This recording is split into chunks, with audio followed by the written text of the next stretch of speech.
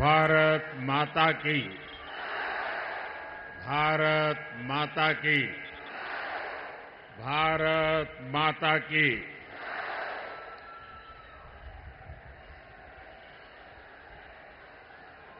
बेळगावी ಮತ್ತು ಚಿಕ್ಕೋಡಿ ಯಾ ಸೋದರ ಸೋದರಿಯರಿಗೆ ನನ್ನ ನಮಸ್ಕಾರಗಳು।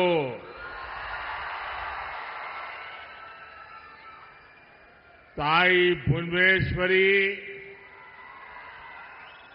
और मां सौदत्ती येलम्मा को मैं प्रणाम करता हूं। भाइयों और बहनों, सबसे पहले तो मैं कर्नाटका के सभी वोटर्स का अभिनंदन करता हूं। कर्नाटका में मैं जहां जहां गया हूं, मुझे एक ही स्वर सुनाई देता है, फिर एक बार, फिर एक बार, फिर एक बार। साथियों, हम सभी छत्रपति शिवाजी महाराज को मानने वाले लोग, हम सभी भगवान बसवेश्वरा का अनुसरण करने वाले लोग, छत्रपति शिवाजी महाराज ने शक्तिशाली भारत बनाने के लिए जीवन भर संघर्ष किया। भगवान बसवेश्वरा ने अनुभव मंडपम से डेमोक्रेसी का रास्ता बताया। 10 साल में भारत शक्तिशाली हुआ। आप मुझे बताइए, भारत का शक्तिशाली होना आप गर्व करते हैं? आपको गर्व होता है? भारत की पहचान मदर ऑफ डेमोक्रेसी के रूप में होने लगी है। ये गर्व होने वाली बात है कि नहीं है? गर्व करने वाली बात है कि नहीं है? भारत से 25 करोड़ लोग गरीबी से बाहर निकले, और जब 25 करोड़ लोग 10 साल के भीतर भीतर गरीबी से बाहर निकलते हैं तो हर हिंदुस्तानी का आत्मविश्वास बढ़ता है कि नहीं बढ़ता है? आपका आत्मविश्वास बढ़ा कि नहीं बढ़ा? और इसलिए देश कह रहा है, गरीबों के कल्याण के लिए फिर एक बार। साथियों, भारत जब आगे बढ़ता है, भारत जब मजबूत होता है, तो हर भारतीय खुश होता है। लेकिन कांग्रेस देश हित से इतना दूर हो चुकी है,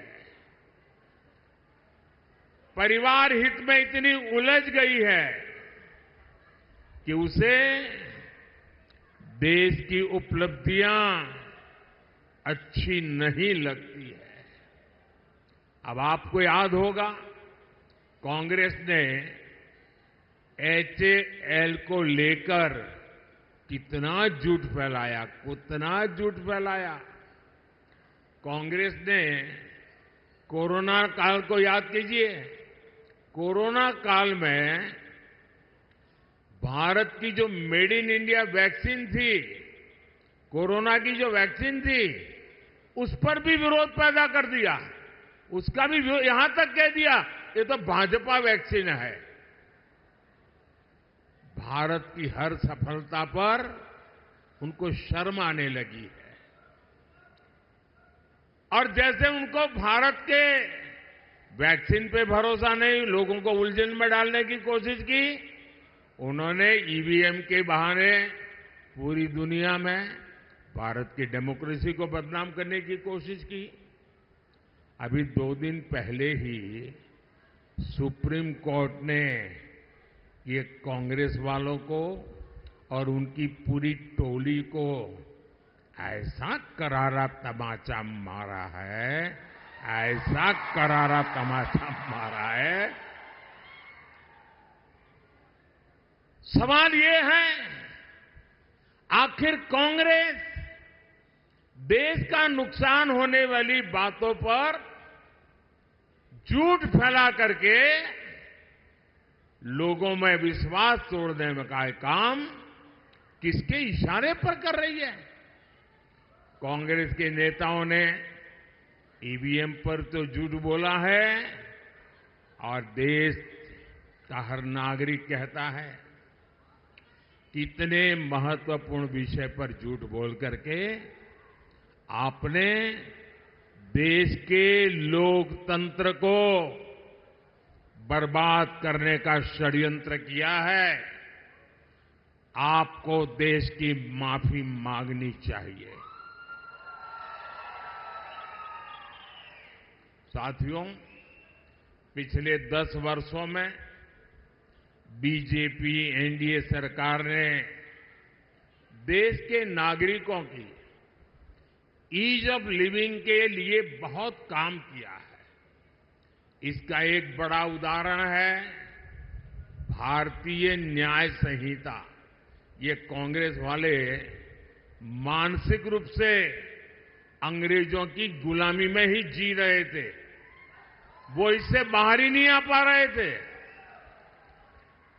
वो तिरंगा झंडा फहरा करके तो आजादी की बात करते थे, लेकिन हर कानून व्यवस्था में मन से अंग्रेजी की गुलामी को जी रहे थे। गुलामी के कालखंड से प्रेरित इतना पुराना आजादी के पहले का कानून, क्रिमिनल जस्टिस सिस्टम का हटाना, भारतीय जनता पार्टी की सरकार ने उसको हटा दिया। अब भारत में न्याय संहिता में दंड को नहीं बल्कि नागरिकों को न्याय मिलने को प्राथमिकता दी गई है। इसमें आतंकवाद से जुड़े कानूनों को भी और सख्त किया गया है। दूसरों पर अत्याचार से जुड़े कानूनों को कड़ा बनाया गया है। भारतीय साक्ष्य अधिनियम में इलेक्ट्रॉनिक एविडेंस को लेकर नया प्रावधान किए गए हैं। 1 जुलाई से लागू होने के बाद ये संहिता देश के हर नागरिक को बहुत मदद करने वाली है। लेकिन साथियों, जब से कर्नाटका में कांग्रेस सरकार आई है, तब से पूरे स्टेट में लॉ एंड ऑर्डर की स्थिति बहुत खराब है कि नहीं? खराब है कि नहीं? हालत बद से बदतर हो रहा है कि नहीं हो रहा है? यहां बेलगावी में एक आदिवासी बहन के साथ जो कुछ हुआ, चिक्कोड़ी में जैन मुनि महाराज साहब के साथ जो हुआ, वो शर्मसार करने वाला है कि नहीं है? पीड़ा करने वाला है कि नहीं है? कर्नाटक की प्रतिष्ठा को धूल में मिलाने वाला है कि नहीं है? और देखिए उनकी हिम्मत। हुबली में हमारी एक बेटी के साथ जो कॉलेज कैंपस में हुआ, उसने तो पूरे देश में भूचाल ला दिया है। उस बेटी का परिवार एक्शन की मांग करता रहा, लेकिन कांग्रेस की सरकार तुष्टीकरण का दबाव उसी को प्राथमिकता देती है। उनके लिए नेहा जैसी बेटियों की जिंदगी की कीमत नहीं है, उनको तो अपने वोट बैंक की चिंता है। बेंगलुरु के कैफे में बम धमाका हुआ, तब भी कांग्रेस ने शुरुआत में इसे लेकर गंभीरता ही नहीं है। यहां तक कह दिया ये तो गैस का सिलेंडर फटा था। देश की जनता के आंख में क्यों धूल झोंक रहे हो कांग्रेस के लोग?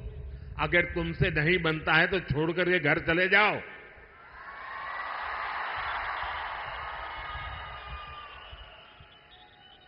यही वही कांग्रेस के जो है जिसने वोट के लिए पीएफआई, जो आतंकवाद को पनाह देने वाला देश विरोधी संगठन, जिस पर मोदी सरकार ने प्रतिबंध लगा दिया है, ऐसे पीएफआई आतंकी संगठन का चुनाव में मदद करने के लिए, उनकी मदद लेने के लिए, वायनाड में एक सीट जीतने के लिए आप उसको सरेंडर कर रहे हो, उनके कारनामों का बचाव कर रहे हो। लेकिन भाजपा सरकार ने देश और समाज विरोधी पीएफआई को बंद किया है। उससे बड़े बड़े खैरखा जेलों में सड़ रहे हैं भाइयों। साथियों, कांग्रेस ने हमारे इतिहास को, हमारी आजादी की लड़ाई को भी वोट बैंक के नजरिए से, तुष्टीकरण के नजरिए से ही लिखवाया है।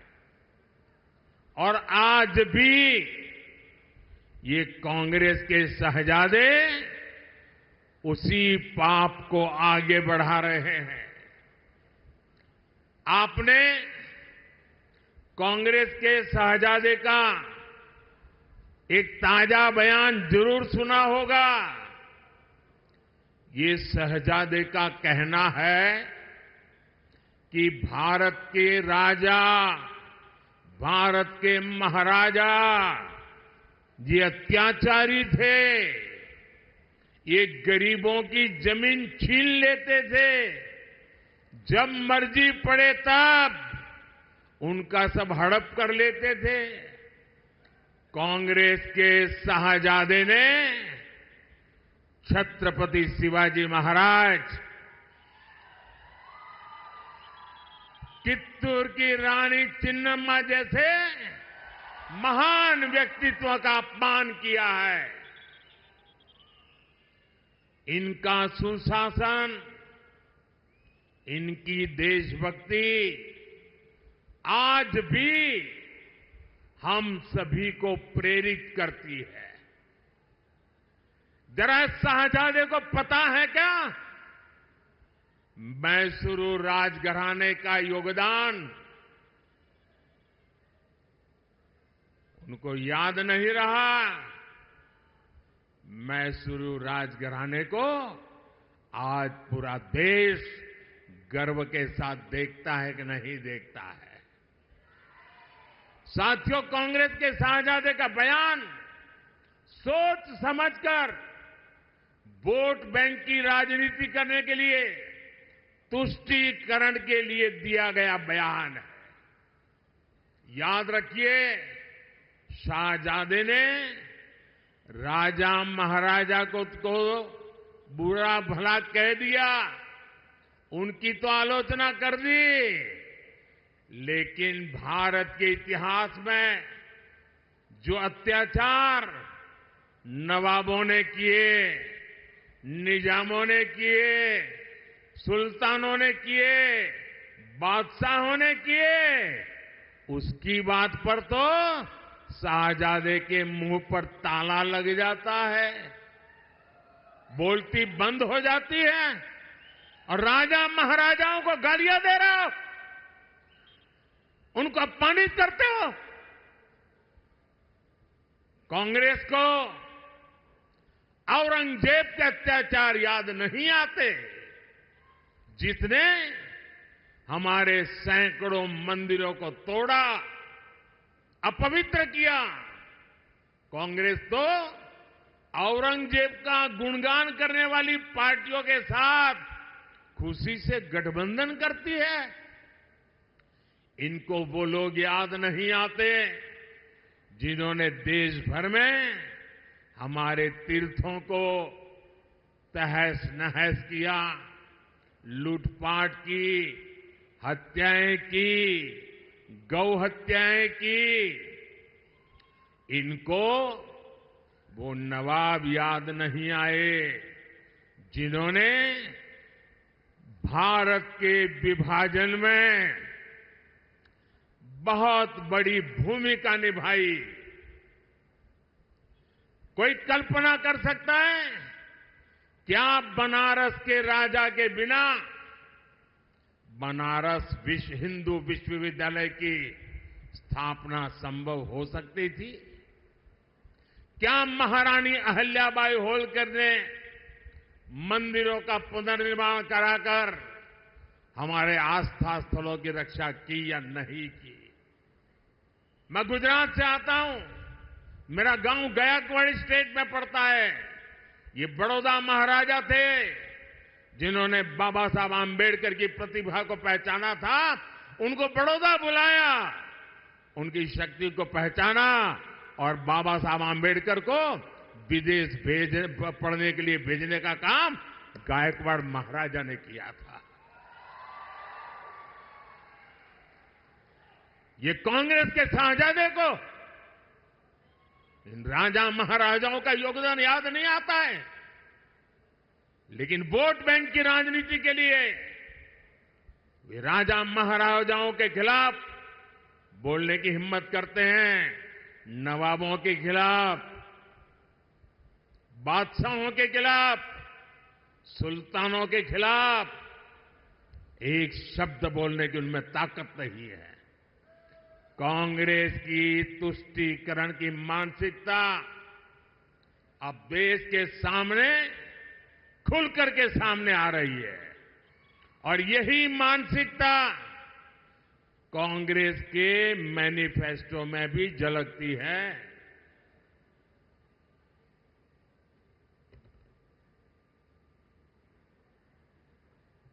साथियों, आज पूरा देश समझ गया है कि जहां कांग्रेस आई वहां से विकास का पलायन गया, विकास का पलायन शुरू हो जाता है। कर्नाटका में भी यही हो रहा है। जब बीजेपी की सरकार यहां थी तो भारत में फॉरेन डायरेक्ट इन्वेस्टमेंट का बहुत बड़ा हिस्सा कर्नाटका में आता था, लेकिन अब यहां स्थितियां बदल रही हैं। जब से कांग्रेस सरकार यहां आई है तब से रोड के, इरिगेशन के सारे काम बंद पड़ गए हैं। यहां बिजली के कट लगने से हर कोई परेशान है, उद्योग परेशान है, लोग परेशान हैं और इसलिए ही लोग कहते हैं जहां कांग्रेस आई वहां बर्बादी लाई।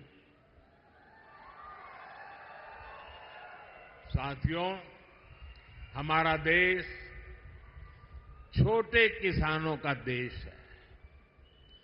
कृषि क्षेत्र का कायाकल्प करने के लिए ये बहुत जरूरी है कि हम छोटे किसानों की संगठन शक्ति को एकजुट करें। इसलिए बीजेपी एनडीए सरकार एफपीओज, सेल्फ हेल्प ग्रुप और कोऑपरेटिव तीनों पर बल दे रहा है। बीजेपी सरकार में देश भर में 8,000 नए किसान उत्पादक संघ बने हैं, एफपीओज बने हैं। ये एफपीओज इनपुट कॉस्ट कम करने से लेकर किसानों को मार्केट रेट दिलाने तक में बड़ी भूमिका निभा रहे हैं। पिछले 10 साल में 10 करोड़ महिलाएं सेल्फ हेल्प ग्रुप में शामिल हुई है। इन्हें केंद्र सरकार ने लाखों करोड़ रुपए की आर्थिक सहायता दी है। केंद्र सरकार पैक्स को मजबूत करने के लिए भी लगातार काम कर रही है। सरकार 60,000 से ज्यादा पैक्स के कंप्यूटराइजेशन का काम भी पूरा करने में जुटी है। एनडीए सरकार शुगर कोऑपरेटिव्स को भी बढ़ावा दे रही है। बीजेपी सरकार ने पेट्रोल में इथेनॉल ब्लेंडिंग को बढ़ाकर गन्ना किसानों की बहुत बड़ी मुश्किल आसान की है। इथेनॉल ब्लेंडिंग की वजह से गन्ना किसानों को 70,000 करोड़ रुपए से ज्यादा उनको कमाई हुई है। चीनी मिलों पर बकाया होने की उनकी समस्या भी अब दूर हो रही है। लेकिन साथियों, यहां कांग्रेस ने फार्मर्स के साथ जो विश्वासघात किया है वो तो बहुत बड़ा पाप है। यहां जब बीजेपी की सरकार थी तो फार्मर्स के बैंक अकाउंट में 10,000 रुपये 10,000 रुपये जमा होते थे। कांग्रेस की सरकार ने आते ही 4,000 रुपया देना बंद कर दिया। अब वोट मिल गया, अब किसान जाने, किसान का काम जाने, उनको परवाह ही नहीं है। अब मोदी जो 6,000 रुपया भेजता है वही किसान को जाता है, यहां के पैसे उन्होंने काट लिए। और पीएम किसान सम्मान निधि के पैसे आपको ऐसे ही मिलते रहेंगे। ये कर्नाटका वालों ने जो पाप किया है उसकी सजा आप इस चुनाव में दीजिए, और मोदी आने वाले वर्षों में भी आपको गारंटी देता है जो दिल्ली से भेजा जाता है वो चालू रहेगा। साथियों, आपका ये सेवक गांव, किसान, नौजवान, नारी शक्ति को सशक्त करके आपकी संपत्ति बढ़ाने में जुटा है। लेकिन कांग्रेस क्या कर रही है? कांग्रेस के शहजादे आजकल घोषणा कर रहे हैं, और भाई बहन दोनों कर रहे हैं, कि वो चुनाव अगर जीत गए तो पूरे देश का एक्सरे करेंगे, आपकी प्रॉपर्टी का एक्सरे किया जाएगा, बैंक के लॉकर का एक्सरे किया जाएगा, आपकी जमीन कितनी है एक्सरे होगा, आपके पास गाड़ी कितनी है, स्कूटर कितने हैं, साइकिल कितनी है, इसका एक्सरे होगा। महिलाओं के पास स्त्री धन कितना है, गहने कितने हैं, सोना कितना है, मंगलसूत्र कहां पड़ा है, इसका एक्सरे किया जाएगा। यानी ये लोग हर घर में छापा मारकर आपकी संपत्ति पर कब्जा करना चाहते हैं। आपकी संपत्ति पर कब्जा करने के बाद कांग्रेस इसे रीडिस्ट्रीब्यूशन की बातें कर रही है, अपनी पसंदीदा वोट बैंक को देना चाहती है। क्या आप अपनी गाड़ी कमाई की संपत्ति को लूटने देंगे? आपने बचाया हुआ सोना चांदी लूटने देंगे? क्या आपके मंगलसूत्र पर किसी को हाथ लगाने देंगे? कोई पंजा आपकी संपत्ति लूट सकता है क्या? मैं कांग्रेस को अलर्ट करना चाहता हूं, ये मंसूबे छोड़ दीजिए जब तक मोदी जिंदा है।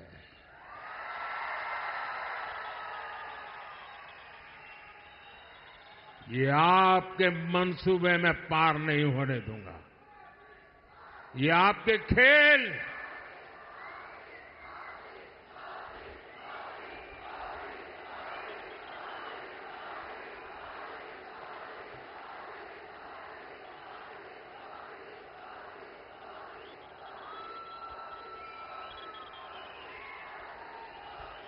साथियों, इस चुनाव में कांग्रेस ने इनहेरिटेंस टैक्स का एक नया फॉर्मूला निकाला। ये बड़ा भयंकर है, आपकी नींद उड़ जाएगी। उन्होंने क्या कहा है कि दिल्ली में उनकी सरकार बनेगी तो ऐसा कानून लाएंगे कि आप जो अपने बच्चों के लिए बचाते हैं, आपने मेहनत करके कमाया, खुद ने खर्चा नहीं की, मौज नहीं किया, थोड़ा थोड़ा पैसा जमा किया और मन में रहता है कि मरने के बाद बच्चों को कुछ दे करके जाऊं, छोटा सा घर दे करके जाऊं, कुछ पैसे दे करके जाऊं, ताकि बच्चों को मेरे मरने के बाद किसी के पास जाना न पड़े। हर माँ बाप ऐसा चाहता है कि नहीं चाहता है? हर माँ बाप अपने बच्चों को कुछ न कुछ देना चाहता है कि नहीं देना चाहता? और इसलिए हर माँ बाप कुछ बचत करके रखता है कि नहीं रखता है? अब ये कांग्रेस वाले कहते हैं आपने जो बचाया है, अगर आप अपने बच्चों को अब नहीं दे सकते हैं, आपने जो बचाया है अगर बच्चों को देना है तो 55%, 55% उस पर टैक्स लेकर के सरकार वो छीन लेगी। मतलब 2 मकान है तो एक कांग्रेस की सरकार की जेब में और दूसरे से अपने 2 बच्चों को बांट के दो। अपनी वोट बैंक को बांटने के लिए ये आपकी संपत्ति पर डाका डालना चाहते हैं,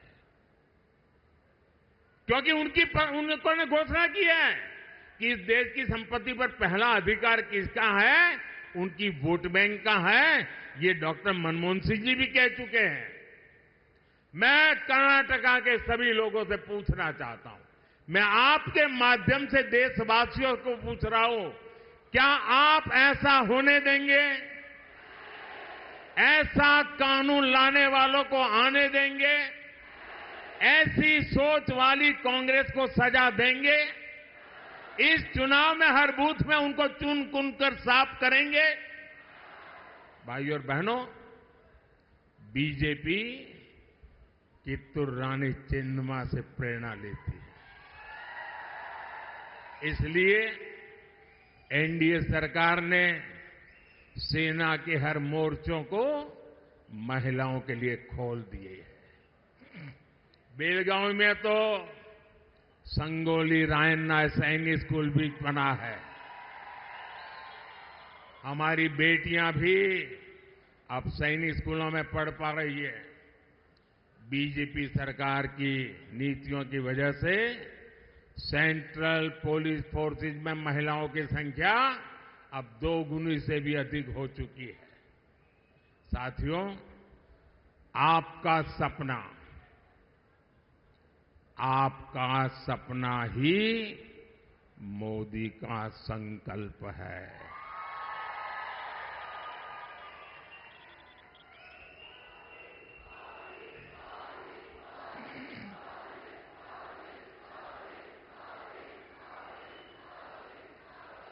आपका सपना ये मेरा संकल्प है और आपका सपना साकार करने के लिए मेरा पल पल आपके नाम,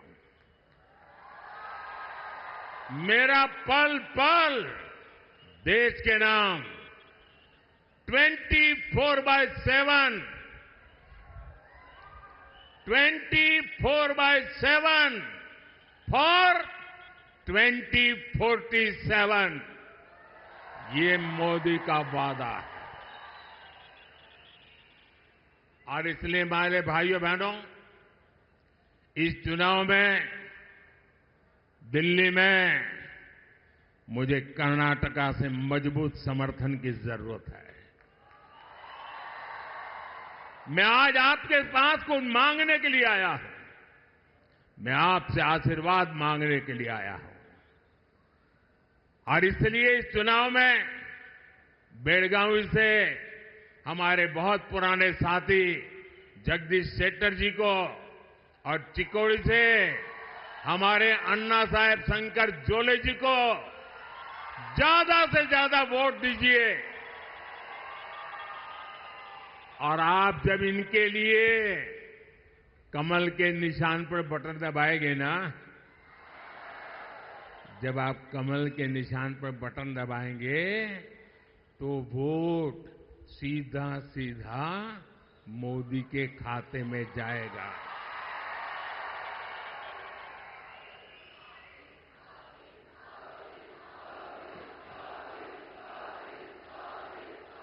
तो मोदी को मजबूत बनाएंगे, मोदी को मजबूत बनाएंगे, मोदी को मजबूत बनाने के लिए घर घर जाएंगे, मोदी को मजबूत बनाने के लिए ज्यादा से ज्यादा मतदान करवाएंगे, सुबह 10 बजे के पहले ज्यादा से ज्यादा मतदान करेंगे, पहले मतदान फिर जलपान, पहले मतदान फिर जलपान, पहले मतदान फिर।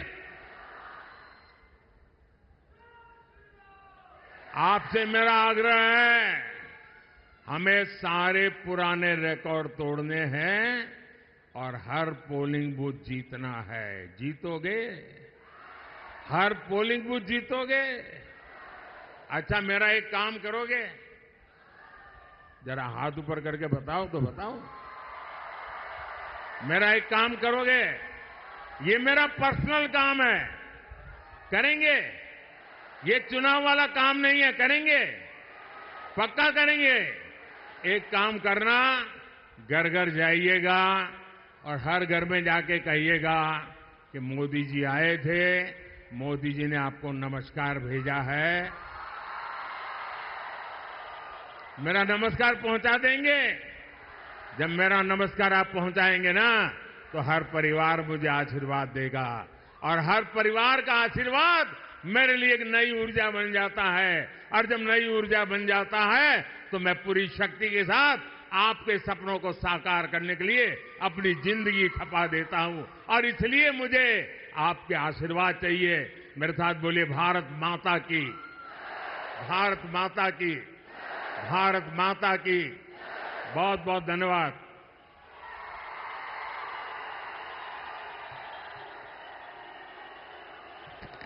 तहे दिल से धन्यवाद मोदी जी। हम आपको विश्वास दिलाते हैं, आपकी बार भारत माता की। मैं आमंत्रित करती हूँ गीता सुतार जी से कि वह आभार प्रदर्शन करें।